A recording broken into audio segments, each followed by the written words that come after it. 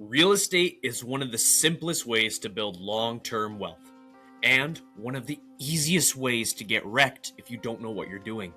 So this show, it exists for one main reason: clarity. Me and Keith, we're talking deals, markets, financing, flips, all of it, but always through the lens of what's working, what isn't working, and why. I'm your host, Dayton Lindsey, and I promise you that this podcast is going to help you save time, money, and you from painful lessons. So, let's get into this.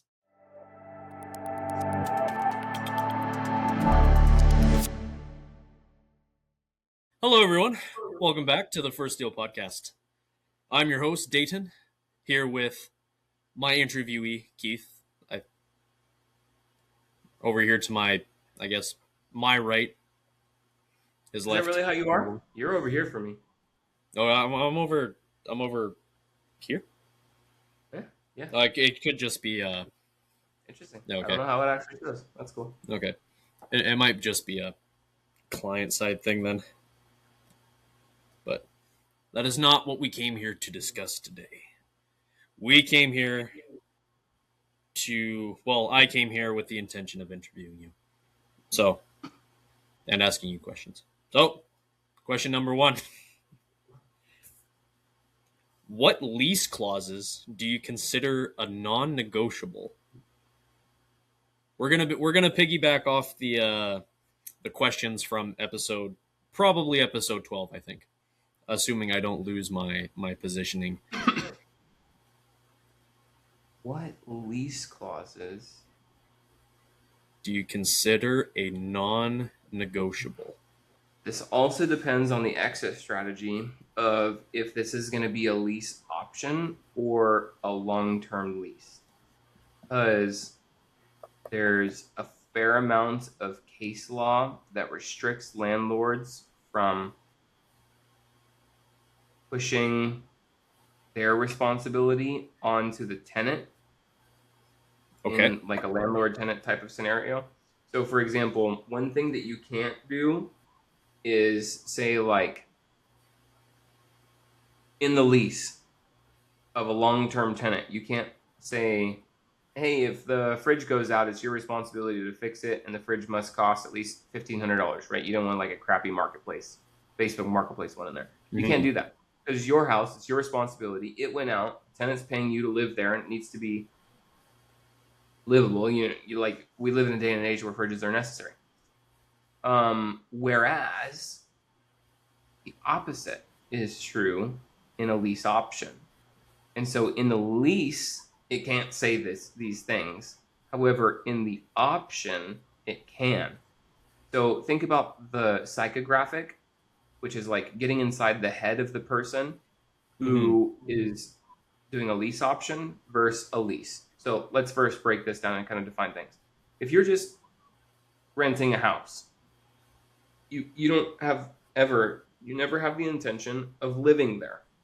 Therefore, you're probably going to take less good care of the property than if you were going to live there. However, if you fully have intention of buying this house and you have already put up $5,000, $10,000, $15,000, $20,000 down on this house, you know you're going to be moving into it. You just can't afford it quite yet, but you have an option to purchase it at a really, like you're happy with the price and everything like this. Then you can, and dare I say you should, put some language in your option fee that actually negates that option.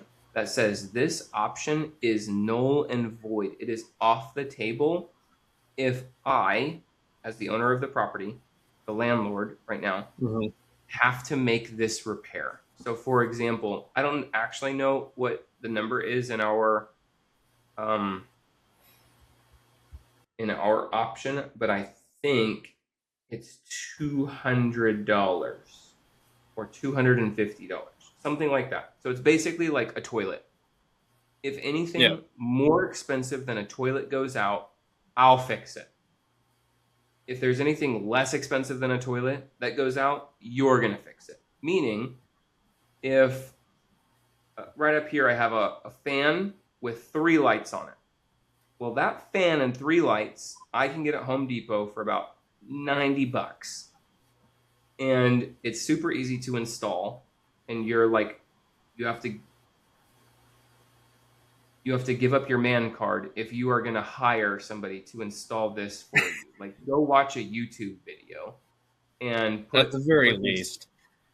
3 wires together, right? At It's the very so least, go watch a YouTube video. Yeah, you definitely give your man card up if you can't fix a So if that happens light on and the that fan hole. goes out, do not call me, because that service charge just to send somebody out to the house is going to be $200 plus the labor plus the material. So this is like a $400 or $500 expense for me. That's going to piss me off. Like literally, Yeah. that'll look bad. Whereas you could just do it yourself, and I'm none the wiser. I had no idea that thing happened, that thing occurred. That's the point of me doing a lease option, is we are slowly transferring these responsibilities from me to you. And you get to live there during this transfer of responsibilities. However, do not bother me if the toilet gets clogged. Like, go get your own plumber to go unclog it, and it'll be a $200 service call, and you're going to tend to it. Go unclog it yourself. Get some Drano. Do what you need. Snake the line. Whatever. But you tend to it. Now, if the stove, the range, goes out, that's a $600 expense. That's fine. I'll take care of that. If the HVAC goes out, that's maybe even covered under my insurance. Or if there's something really bad, like the roof gets ripped off, or we have a leak or something like this, that's obviously going to be covered by insurance as well. That's not on the tenant. But any of these small things, again, I'm sorry, I don't remember. I think it's $250. Anything that's $250 or more, if you ever call me for that thing, you've just voided your option. I don't have to honor the option anymore. You no longer have an option to buy this house. Okay. So I like that, because now I'm the one who, if they call the property management company, is really what it's going to be. They call the property management company. Property management company has notes in their system that says this is a lease option. They're planning on purchasing it July 11th, 2026, whatever. Great. If there's anything that's going to cost more than $250, it's their expense. Now, if they can't afford it and they need it to be our expense, that's totally fine. The laws of the land are going to say it's on me anyway. I am the landlord, therefore I have to fix it. Like, I have a duty to fix it, and I will. It's just going to void their option. I no longer want to sell to that person. Now, for the void option, when they can't do that themselves, or like you just mentioned that they can't afford it, that strikes you as this tenant is not going to be a reliable person moving forward? Or is there some other thought process that happens when they essentially default on the lease option? No, you nailed it. It's kind of like, hey, I can't trust this person. Like, maybe they're not financially, fiscally responsible enough to, like, dude, if you can't, in my opinion, if you can't fix something that's $250, like, immediately, right now, at the drop of a hat. Frankly, I don't care if you only make $24,000 per year. Anybody making $24,000 per year in the United States should be able to make a $250 expense. If you cannot, think about what I'm about to say. This is 1% of your income. If you cannot, at the drop of your hat, expense 1% of your annual income, I don't want you in my house. Like, that's craziness. And most people are making way more than $24,000, right? They're making 50, 60, 70, 80, 100,000 sometimes dollars. So, Yeah. so $250 is really a pretty low threshold. I even have a friend, again, I won't name him, but I have a friend, his number is way higher. His number is like $1,500 or something like that. And he has good reason to do this. And he's done this thousands of times. And he's been investing in real estate for like 20 something years now. I've ventured to say he's very successful, more successful than I have been. His number is very high, in my opinion. But he has a way closer relationship with that person. He doesn't have a property management company. He self-manages all his houses. So he knows that person. He's vetted that person. He's talked to that person. He's likely even met that person, like face to face, kneecap to kneecap, been in the same room with them.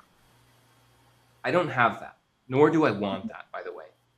And so to each their own. I'm definitely not going to say that his is wrong and mine is right, nor am I going to say that mine is better and his is worse.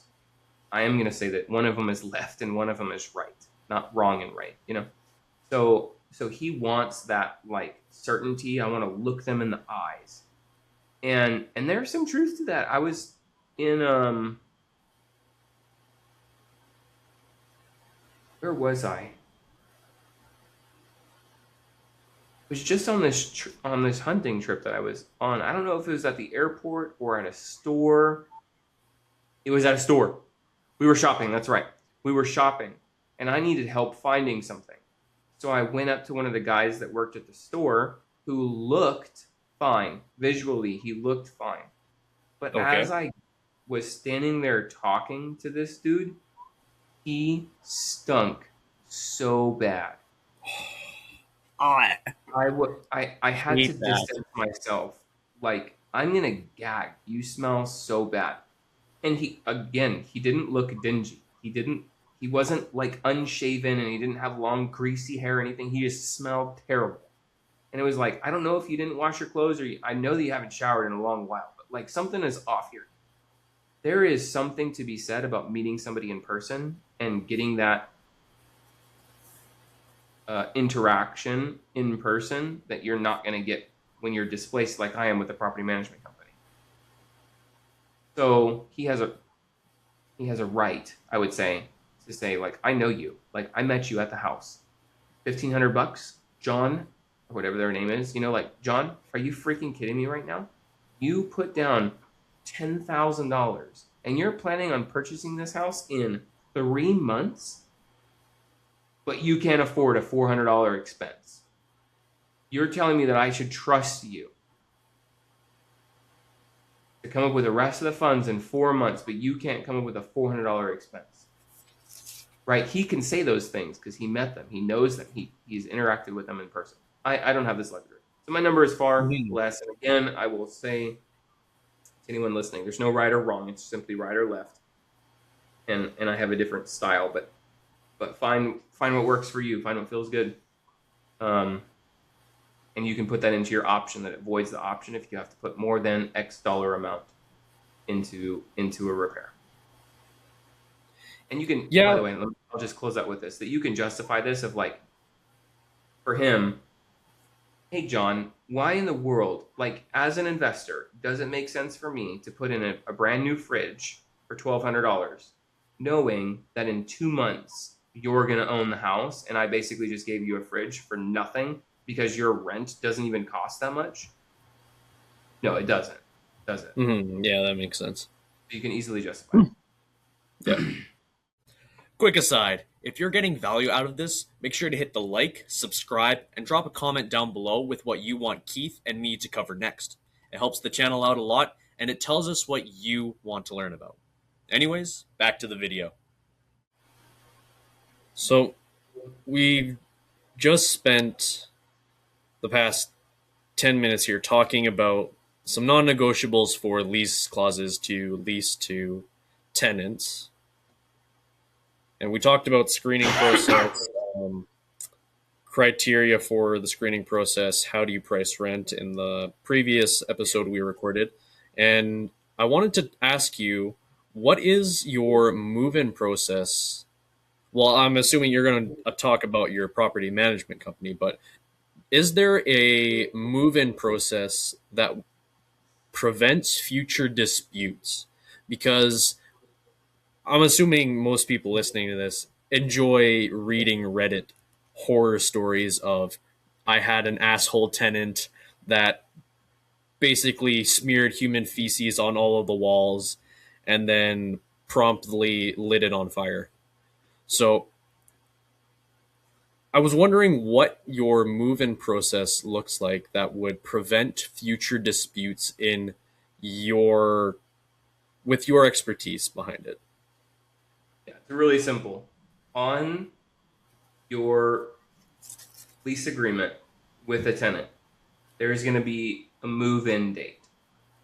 And some people will say, well, can I begin moving things in before?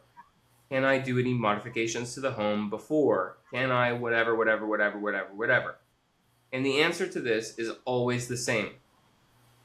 Yes, of course. We just need to change the move-in date. Oh, well, I don't want to change the move-in date because I don't want to be paying earlier than the 1st of February.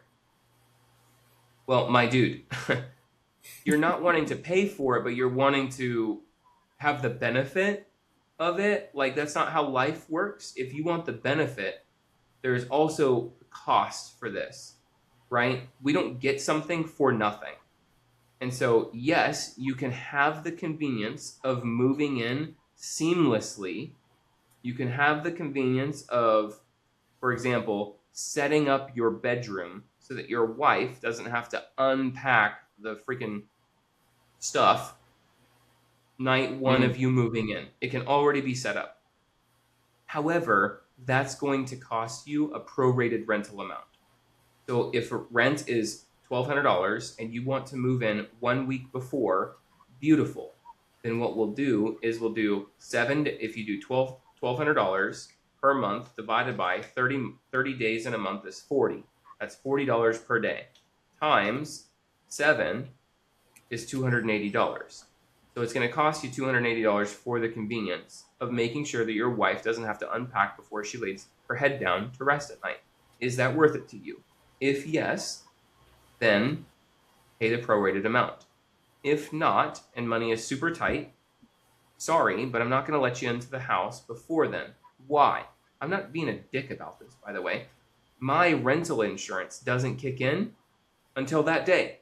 Therefore, God forbid, you were to go in there and trip on the step and break your leg. Now you're going to sue me, and I don't have any insurance covering it. Well, I'm not going to sue you. Well, that's what everybody says until something bad happens, and then you get sued. And this is an honest to God thing. Man, I don't have any paperwork right now to like show you, but I a couple months ago, I'd say it's been about four months ago, I really did have a tenant that tripped, and they didn't even break anything. They were hospitalized, and they did take X-rays. Nothing was broken. It was just like severely sprained ankle or whatever. But she was out of work for like 2 weeks, so she said. And so not only was she asking for reimbursement of her medical expenses, like the X-ray and her going to the emergency room and everything like that, but she also had to take PTO or whatever it is. She had to take leave off of work, so she didn't get paid for those 2 weeks. So she was asking for reimbursement here as well as the funds that she could have made, the income that she could have made. And I'm like, dude, you freaking tripped on the steps. There's like 28 steps to get up to the top of the house. Like, it's a lot of steps. Don't trip. I don't know what to tell you. You lived there for like a year. Are you kidding me? Anyway, it's something that I don't have to worry about. Why? Because I have insurance. So I simply submitted, like, I got a letter from her attorney and everything. I simply submitted that letter to my insurance, and he said, hey, I'll keep you in the loop if there's anything else that I need. Literally, I haven't heard back. I have no idea. They probably paid up, and I have no idea what happened. That's what insurance is for. So, yeah, the answer is always, certainly, you can go in before. We just have to change your lease date. Okay. So it sounds like to prevent future disputes is to have both insurance and what we previously talked about was clauses in the lease. That sounds like it fixes 95% of problems when it comes to renting to a tenant. You should have everything in writing. I'm here to tell you the biggest mistakes that I've made when it comes to he said, she said type of scenarios and things that have cost me a pretty significant amount of money has been, and sometimes it's even been in writing, I'll say in writing. It was like a text message or maybe an email, but it was misconstrued. It was misunderstood. And Okay. Dude, I'll even, like, I have an example right now. Again, I won't go into it, but I actually have a client right now that we we had a conversation on the phone, and I feel like I'm fairly good at communicating. Like, I'll define things, I'm good at teaching things. She misunderstood me. And when she told me via email, when she told me what she understood, I go, yeah, fair. That's reasonable. I can understand how you drew that conclusion. Now, you're dead wrong. However, I can understand how you drew that conclusion. And so from that point on, all of our communication was via email. And we made sure that everything was in the agreement, in writing, all defined and everything before either of us moved forward. And it's signed. Right now, it's signed. We have a signed agreement. That is true with everything. Whether it be a client relationship, a partner relationship, a tenant relationship, it does not matter. Here's the great thing about this. Not only are things in writing now, but this forces you to have the hard conversation up front. Yeah. And That alone one of the is worth it. Yep. And one of the things about communication that it's really it's kind of baffling to me is that when we communicate with someone, that other person has different definitions Yeah. or Oh, yeah. meanings associated with those words. So it is really important to define and talk about the say conditions or lease options where it's like, okay, we both understand this and it makes sense to us. And language plays a huge part into that Yep. communications. Like with you being American and me being Canadian, like I say washroom. Yeah. We both know what that means, but you guys call it bathroom. Yep. Or talking about just different items altogether. Like you guys call it a beanie, the Yeah. Yeah. Yeah. little hat you put on your head, and we call it a toque. Yeah. Toque. So it's really important that in terms of communication that it is outlined and you are on the same page definition wise and meaning wise with your tenants or whoever you're conversing with. So that is a very good point to remember because a lot of people forget that.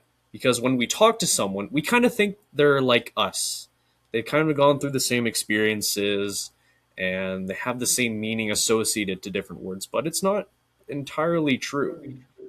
Right. So, yeah, that's a very Definitions good are a big deal. thing to make sure is to get everything in writing. But I am kind of interested in why, well, I guess based on what I said, that with communication style, but I'm kind of interested to see why text and email is not as superior to in writing as it should be. Because it's informal versus formal. Can you bring, like, let's take this to the furthest extreme, which is court.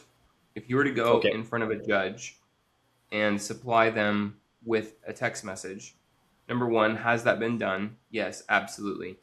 Is it going to be as strong as an email? No, absolutely not, because one of them is formal, one of them is informal. Comparing an email to a written agreement, where one of them is signed and one of them is just, correspondence or communication.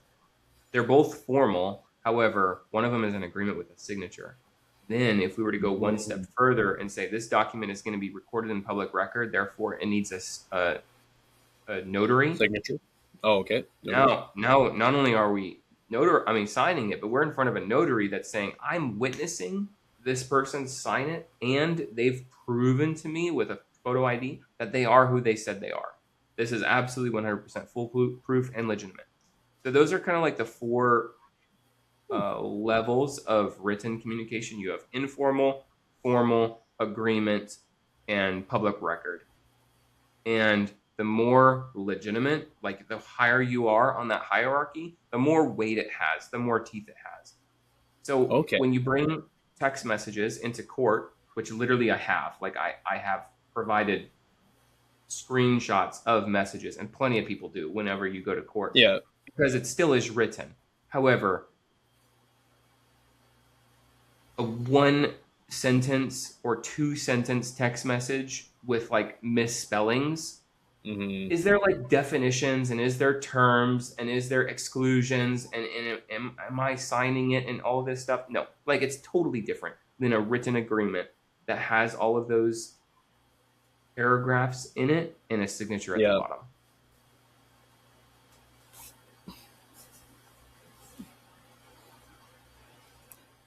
Keith, that is all the time we have for today. Heck That was a yeah. good conversation. I really like this one. Definitely That's top good. 3. Definitely top 3. Cool. So, but Thanks for we're listening, going y'all. to end it there. Sounds good. We'll see you on the next episode. See you on the next one. Real estate isn't magic. It's a skill. And the people who win long term are the ones that keep stacking the reps. That means learning, analyzing, staying patient, and making good decisions. If you want to keep building that skill with us, make sure to subscribe and send this to someone who needs to hear it, because I know you know someone that needs to.